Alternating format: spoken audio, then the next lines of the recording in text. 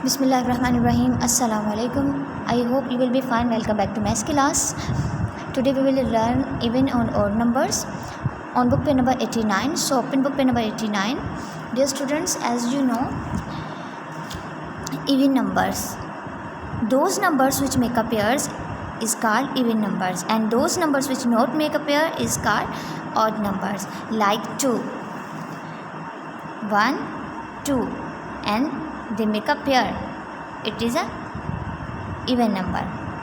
And 3, we will make a dot and then we match, make a one pair, but third dot not make a any pair, so this is odd number.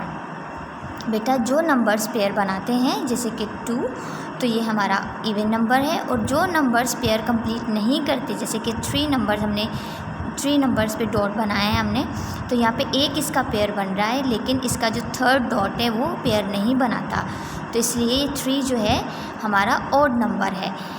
जो pairs बनाएंगे वो हमारे even numbers होंगे, और जो pairs नहीं बनाएंगे वो हमारे ऑड नंबर होंगे. Student, it's your homework time beta. Do practice even and odd numbers and write on your rough copies and send your homework, and also revise 5 timetables. Allah Hafiz.